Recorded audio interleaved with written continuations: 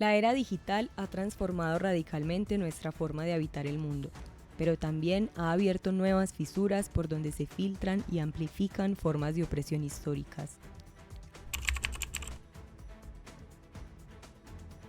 Lo que ocurre tras una pantalla no es un fenómeno aislado ni un mundo aparte, es una extensión de nuestra realidad cotidiana donde las agresiones patriarcales encuentran nuevas herramientas para ejercer poder y control. El desafío no es solo técnico o legal, sino profundamente social, un reto que nos exige eliminar los estereotipos que sostienen estas violencias y aprender a acompañar y abrazar a las víctimas en búsqueda de justicia. Hola, bienvenidas y bienvenidos al podcast Mi Comuna 2. Hoy tenemos nuestro primer capítulo del 2026, en el mes de marzo. Nuevamente queremos hacer una conmemoración a este mes por los derechos de las mujeres. Y bueno, pues vamos a empezar con una propuesta. Y es que se imaginen que una periodista está haciendo una investigación y la publica sobre corrupción y días después aparece un video en redes sociales, un video pornográfico con su rostro que es creado, pero que pone en total cuestión toda su reputación. Bueno, esto es un caso de la vida real y esto es conocido como deepfake.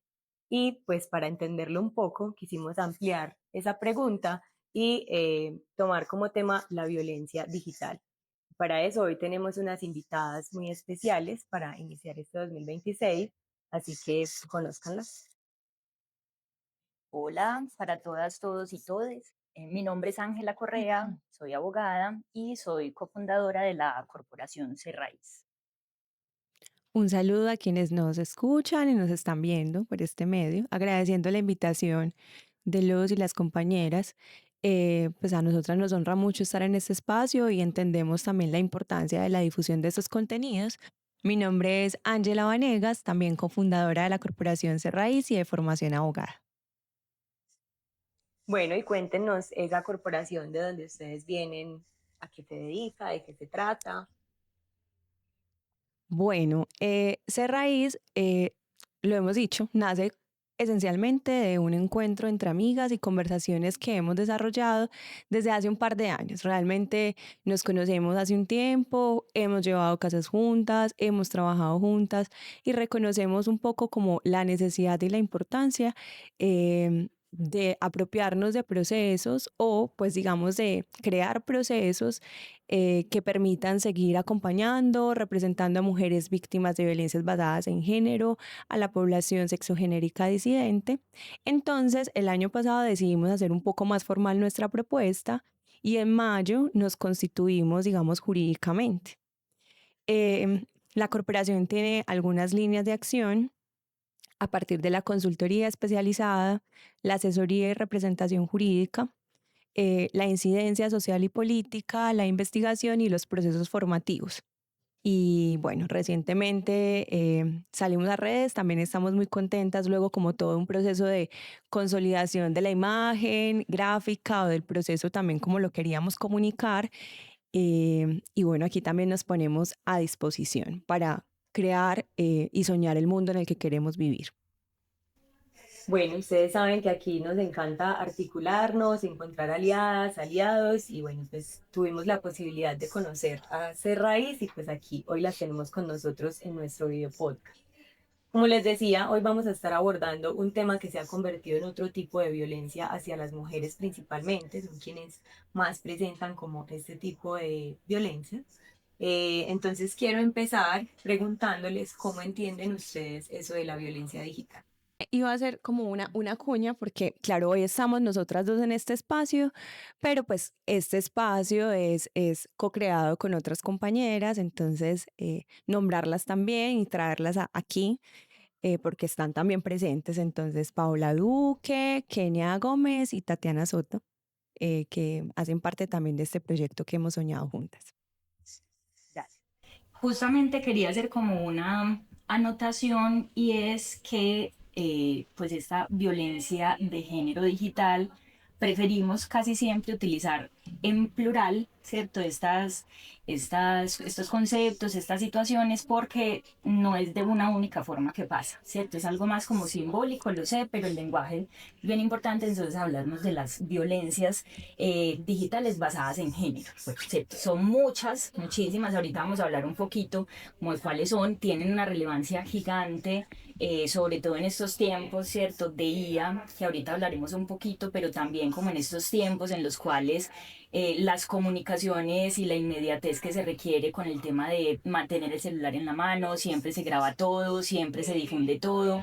Bueno, esas violencias digitales son las violencias basadas en género, cualquier tipología que tomen, ¿cierto? Psicológica, verbal, física, simbólica, bueno, física es un poco más difícil, que se reproducen o que se vuelven más graves, que se agravan por el hecho de realizarse en medios digitales, ¿cierto? Por el alcance que puede tener, por la difusión que se genera, bueno, como con todo esto que estábamos hablando de estas inteligencias artificiales que pueden suceder también en contra de las mujeres. Entonces, es cualquier acción de violencia que le genere daño a una mujer, también hay contra personas disidentes, pero vamos a hablar específicamente de mujeres, que se da en entornos digitales o virtuales, básicamente. Claro, como los espacios digitales se configuran como lugares para la interacción social, em, pues también son lugares en donde se reconfigura el poder y en donde, digamos, la violencia patriarcal puede encontrar formas también de,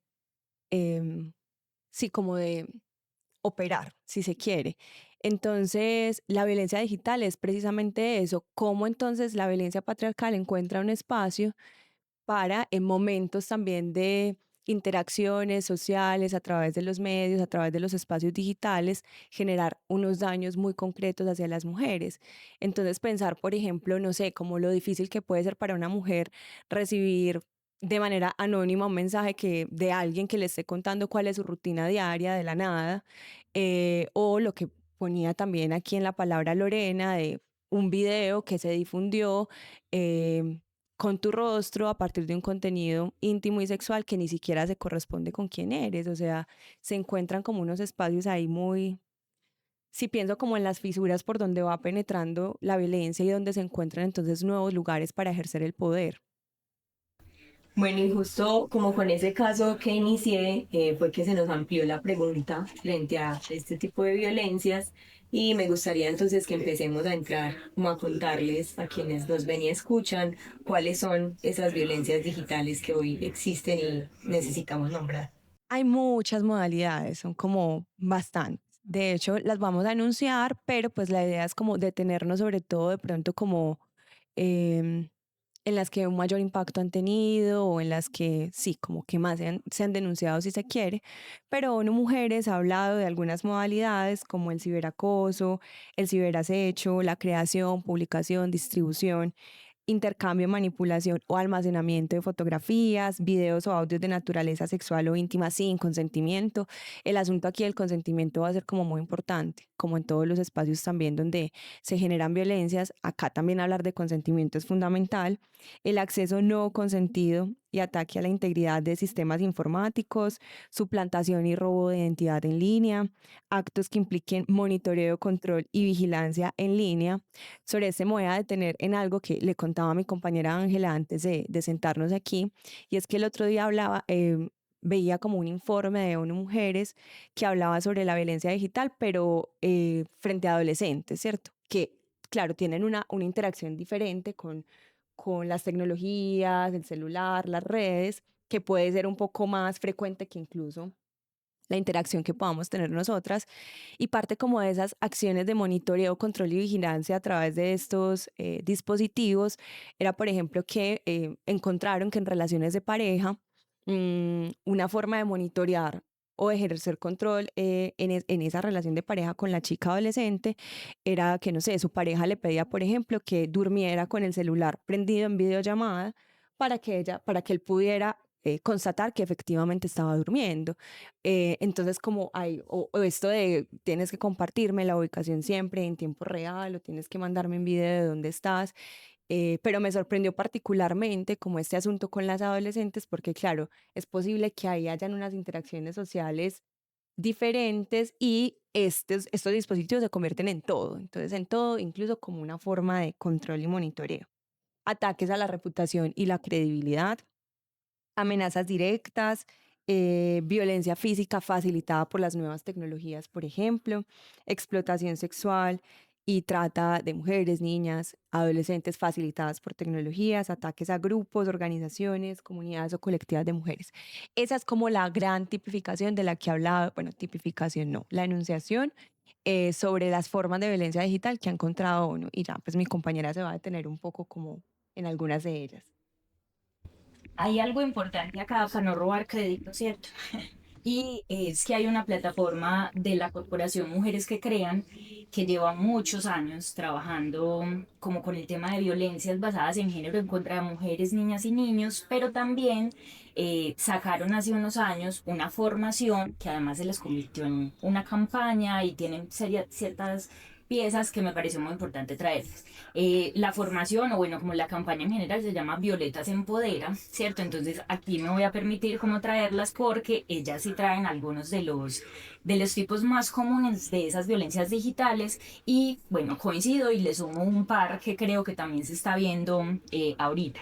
Hay algo importante y es que esta información que estamos dando hoy, mañana va a estar desactualizada, que es una de las como amenazas más grandes que tiene, cómo evoluciona este tipo de violencias, por qué es tan importante legislar al respecto o también como preguntarnos como sociedad sobre este tipo de situaciones, porque siempre están saliendo nuevas. Entonces, bueno, en esta plataforma que les estaba comentando, plantean algunas de las principales que se las voy a compartir. La primera que le mencionan es la sextorsión, ¿cierto? Que es el chantaje con imágenes de contenido sexual de la mujer, ¿cierto? Se utiliza como se le envía o se le dice que se tienen videos que grabaron sin su autorización o con su autorización, pero sin su consentimiento para que sean replicados, que eso es muy importante. Y se le dice que en caso de que no acceda a algo, lo que sea, de carácter sexual, económico, incluso psicológico, lo que sea, si no accede a algo, se les amenaza con que se van a publicar. Es como la principal amenaza que se recibe, pero sabemos que pueden pasar otras cosas. Está el ciberbullying, ¿cierto? O es el acoso psicológico digital. También el grooming, que me parece bien importante. Decíamos que principalmente se pudiese dar contra mujeres, o lo estamos hablando aquí desde mujeres, pero contra niños, niñas y adolescentes que cada vez acceden más rápido pues, a las tecnologías porque acá están naciendo en esa tecnología que ya nos consume. Y es la práctica de personas que aprovechan cualquier forma de cercanía que puedan encontrar con los y las menores para solicitarles o para hacerles exigencias o para hacerles comentarios o para enviarles fotos, bueno, para un montón de situaciones aprovechándose de la confianza. Donde puede pasar y donde se ha visto como bastante en algunos de estos juegos en línea, ¿cierto? Que son diferentes personas de todo el mundo que van a una sala y entonces ahí conversan y que ellos creen que están hablando con una niña de otro lugar o con un niño de otro lugar y en realidad es un adulto como intentando sacar información y especialmente pues relacionada con temas sexuales. Esas son algunas de las que trae Violeta. Angie mencionó el tema del hackeo, ¿cierto? Pues eso no puede quedar por fuera. También el tema de suplantar identidad, etcétera. Hay una que se plantea en algunas plataformas como un tipo de violencia digital. No estoy tan convencida de que sea un tipo de violencia, pero mencionan el sexting, ¿cierto? Como el tema de chatear de forma candente. Ese tipo de violencia puede llegar a serlo siempre y cuando no haya consentimiento, ni para la interacción, que ahí sería un acoso, que es clarísimo que ya es acoso, o cuando se divulguen sin la autorización de la persona que lo está haciendo. Pues no es como que de una vez estemos eh, poniendo en cuestionamiento las personas que tengan esas prácticas, son relacionamientos. Siempre aquí el punto fundamental en estos delitos va a ser el consentimiento. Y hay otra que quiero mencionar, que de hecho la conocí hace muy poco, por eso digo que esto va muy rápido, y es la violencia algorítmica digital. ¿cierto? Ahorita la vamos a hablar un poquito más cuando estemos como conversando sobre estos retos de la IA, pero esta violencia lo que hace, que al final sigue siendo una violencia muy simbólica, pero pues con mucha repercusión, y es que hay una violencia en el algoritmo relacionada con reproducción de estereotipos, de incitación a violencia o a tipos de violencia, que también me pareció importante como traer. Hay muchos otros tipos, de eso estoy segura, pero pues creo que esas son como las más visibles por ahí. Bueno, imagínense, larga la lista. Nosotros también tuvimos como una pregunta alrededor, otra pregunta alrededor de este tema, y es cómo estas violencias digitales terminan siendo también como el reflejo de lo que ha pasado históricamente en nuestra sociedad hacia las mujeres, ¿cierto? Cada que aparece algo como que nos puede poner en peligro o en vulnerabilidad, por la forma en la que es pensada nuestra sociedad, ¿cierto?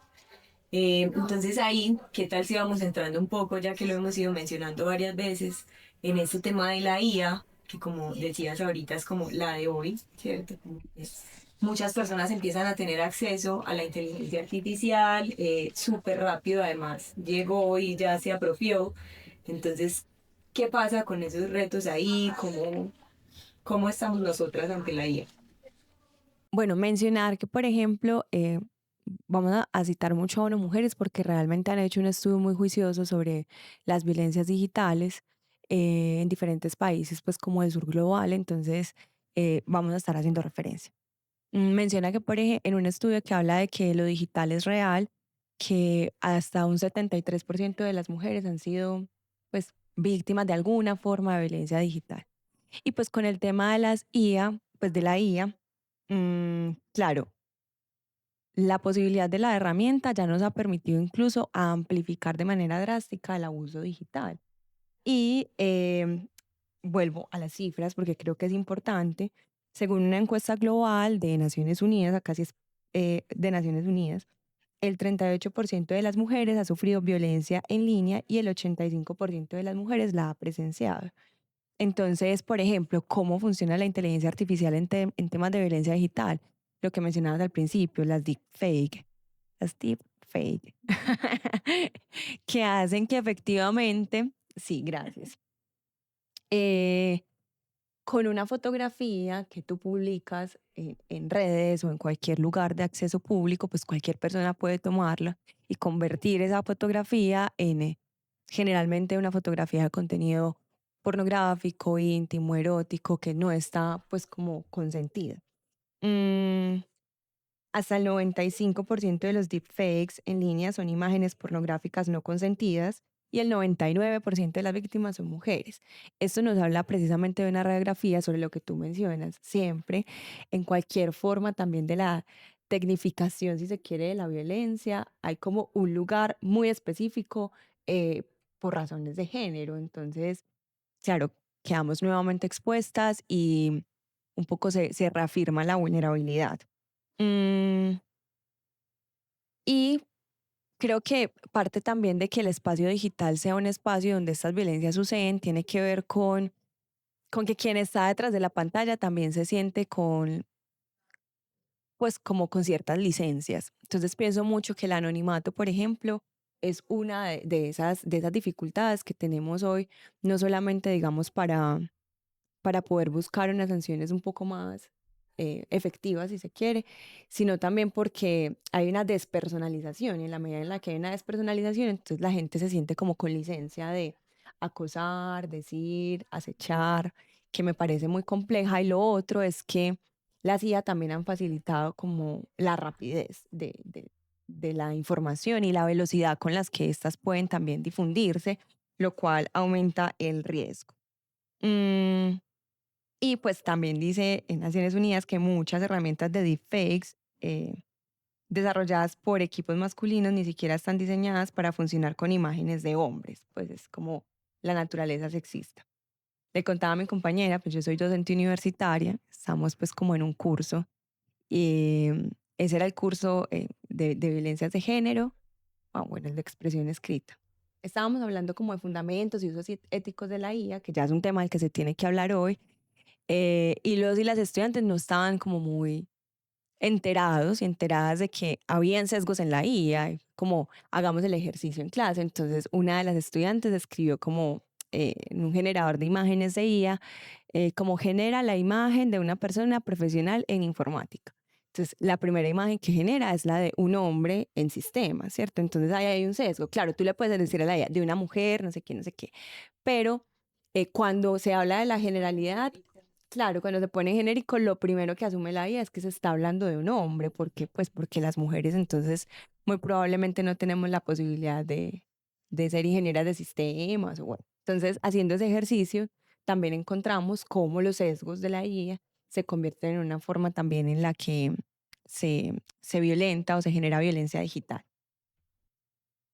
No, como ahí para complementar y como empezaste la pregunta, eh, y hay algo muy importante, es que claro, como que se piensa por una parte el mundo digital y por el otro el mundo real. Ujú. Por eso también ha sido un reto muy grande, por ejemplo, en casos particulares que se acompañan, eh, para que sea una prueba para incorporarla a un delito en particular que requiere unas características, ¿cierto? Por eso también se habla de la importancia de tipificar este tipo de situaciones, que no es únicamente pues el tema de tipificar, hay muchas otras formas de intentar combatir estas violencias, pero lo que pasa es que el mundo real eh, tiene una como una extensión, ¿cierto? Que cada vez es más constante y más frecuente, y es que es una extensión del mundo digital, ¿cierto? Y viceversa, el mundo digital es una extensión del mundo real, por Ujú. donde nos comunicamos, por donde hablamos, por donde trabajamos, por donde estudiamos,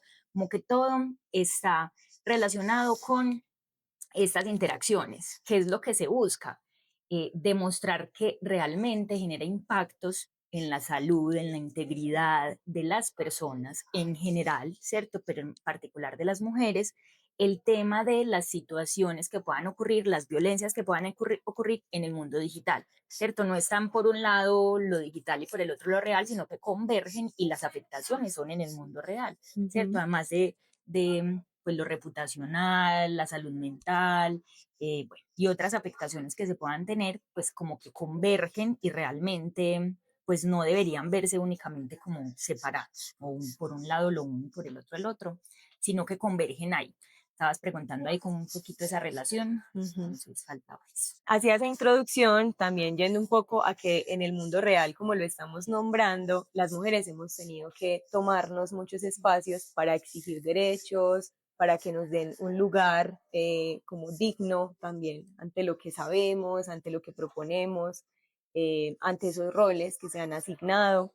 Entonces, en lo digital, siento que también empieza a aparecer ese reto y es como nosotras habitamos eso, en eso que han estado llamando como la educación de la IA. Y es que siempre nos dicen como que la IA está en constante modificación y que la información que tú le des la va nutriendo, no sé qué. Entonces, ¿qué información estamos dando las mujeres también para que esos sesgos dejen de presentarse? Porque ahorita decías algo clave y es que, claro, si nos vamos a como al principio de la inteligencia artificial, quienes la crean, en su mayoría hombres. Entonces, eso también lleva como a que ocurran este tipo de cosas. Entonces, siento que va por ahí como un poco el reto, si se quiere llamar así, de cómo nosotras nos tomamos hoy ese mundo digital para exigir también un respeto y una dignidad. Bueno, y ya hablamos un poco como de lo que existe, ampliamos el panorama, pero entonces me gustaría que empecemos a contarles qué leyes o qué mecanismos legales existen alrededor de estas violencias que hoy pues tenemos ya nombradas. Bueno, como lo primero, frente a la pregunta que nos hace Lorena sobre qué recursos hay en lo judicial, pues, o leyes, qué leyes tenemos, lo primero es advertir, pues, como que hoy lo que tenemos, pues, como que se ha actuado con base en lo que hay, pero sin duda todavía nos falta transitar hacia un camino que es una barrera en todas las formas de las leyes que intentan proteger como bienes jurídicos relacionados con lo que le sucede a las mujeres, y es que no todos los funcionarios y funcionarias tienen enfoque de género, no todas las leyes están creadas con enfoque de género, y eso también como que pone unas barreras. Em, Como esto es algo que todo el tiempo está cambiando, como lo dice Ángel, pues realmente la ley también se ha visto abocada como a pensarse en estrategias. Entonces uno puede enunciar algunas estrategias desde las vías judiciales, desde las vías administrativas y desde el activismo también, porque, claro, entonces la sociedad civil no deja de preguntarse cosas y hacer cosas. Entonces en la vía judicial específicamente tenemos como algunos delitos, el delito, bueno, por acá, el delito entonces de injuria, el delito de extorsión, mm, que pues realmente no nos permiten llegar como a la raíz de este problema porque, bueno, pues está la injuria, violación de datos personales y a veces, dependiendo de las características del caso, podemos revisar el delito de extorsión y constreñimiento. Mm, pero digamos como que los bienes jurídicos que protegen son diferentes. Entonces, la injuria pues va a proteger esencialmente la integridad moral, ¿sí? La extorsión, el patrimonio económico. Entonces, como que ahí hay unas cosas que dicen, bueno, por acá, la violación de datos personales, sí, pero no hablan específicamente del contenido sexual de esa violación de los datos personales. Entonces, sí hay unos recursos en lo jurídico, pero que hoy se nos quedan muy cortos, pues como en términos de lo penal. En términos de lo administrativo, pues dependiendo si en el ámbito de la violencia intrafamiliar, uno podría recurrir, por ejemplo, a comisarías de familia. O si es un menor o una menor de edad, pues entonces al ICBF. Mm, También podríamos en vías administrativas, por ejemplo, recurrir a la Superintendencia de Industria y Comercio porque la ley 1581 del 2012 clasifica los datos correspondientes a la vida sexual como datos sensibles y prohíbe su tratamiento. Entonces, las órdenes de la superintendencia irán como en el sentido de suprimir, rectificar o actualizar esa información, pero como que por ahí podríamos meternos. ¿Qué es lo que no tenemos hoy? Leyes que están específicamente pensadas frente al enfoque de género. Entonces, sí hay unas leyes en términos generales, pero la ley en ese momento no se había pensado que esto podría pasar en el ámbito digital.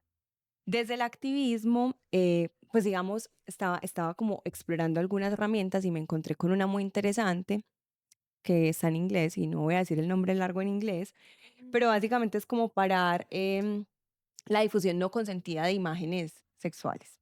Luego les podemos, no sé, compartir el enlace porque es un recurso muy efectivo. ¿Qué pasa? Digamos que hoy las redes sociales efectivamente cuentan con la opción como de bloquear, reportar, eliminar, pero pues tarda tiempo, no siempre pasa los filtros, no siempre lo retiran de manera pronta y eficaz.